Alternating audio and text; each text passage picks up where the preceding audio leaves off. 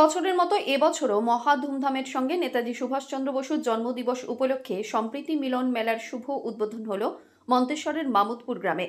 মন্তেশ্বরের মামুদপুর গ্রামে ফুটবল ময়দানে সম্প্রীতির মিলন মেলায় ফিতে কেটে শুভ উদ্বোধন করলেন এক ঝাঁক সরকারি প্রতিনিধি। শুভ উদ্বোধনের প্রথমেই মেলা প্রাঙ্গণে কবি নজরুল, কবি রবীন্দ্রনাথ ঠাকুর এবং নেতাজি সুভাষচন্দ্র বসুর আবক্ষ মূর্তিতে মাল্যদান করা হয়। এই সম্প্রীতি মেলা এবছরে ৫৪তম বর্ষে পদার্পণ করেছে। এই মেলা চলবে ৭ দিন ধরে। ৭ দিন বিভিন্ন সাংস্কৃতিক সান্ধ্যকালীন অনুষ্ঠানের আয়োজন করা হয়েছে, এমনটাই জানিয়েছেন উদ্যোক্তারা।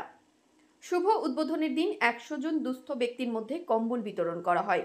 মেলাকে ঘিরে ৮ থেকে ৮০ সকল স্তরের মানুষ খুশিতে মেতে ওঠেন। উপস্থিত ছিলেন মন্তেশ্বরের BDO Sanjay Roy, joint BDO, Manteswar panchayat সমিতির সভাপতি আহমেদ হোসেন শেখ, সহ সভাপতি প্রতিমা সাহা সহ অন্যান্য বিশিষ্ট ব্যক্তিবর্গ। এখানে মেলার উদ্বোধন হলো। নেতাজি সুভাষ উৎসব দীর্ঘ ৫৪ বছরে পদার্পণ করেছে, সেই মেলার আজ শুভ সূচনা।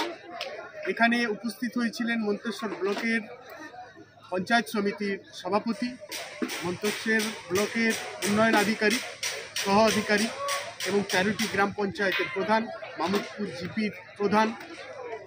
একসঙ্গে কি বলবো, গুণীজনেরা বহুজনের উপস্থিত হয়েছিলেন। সর্বোপরি এখানকার মেলাপ্রেমী মানুষ, দোকানদার বন্ধুরা।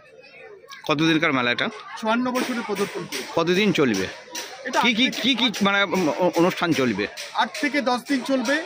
এটা সন্ধ্যাকালীন যে প্রোগ্রাম সেটা চলবে এবং রাত্রি ৮টা থেকে বিচিত্রা অনুষ্ঠান এভরিডে। এগুলোর মধ্যে চলবে বিভিন্ন ধরনের স্টল এখানে বসেছে, যেমন এখানে রেস্টুরেন্ট বসেছে, হোটেল বসেছে, নাগরদোল্লা বসেছে, মনোহারির দোকান বসেছে, ইত্যাদি ইত্যাদি। বাচ্চাদের সমস্ত কিছু মনোরঞ্জন দেওয়ার জন্য সমস্ত কিছু আয়োজন আমরা করেছি। কমল বোরার রিপোর্ট, সংবাদ আজকে নিউজ।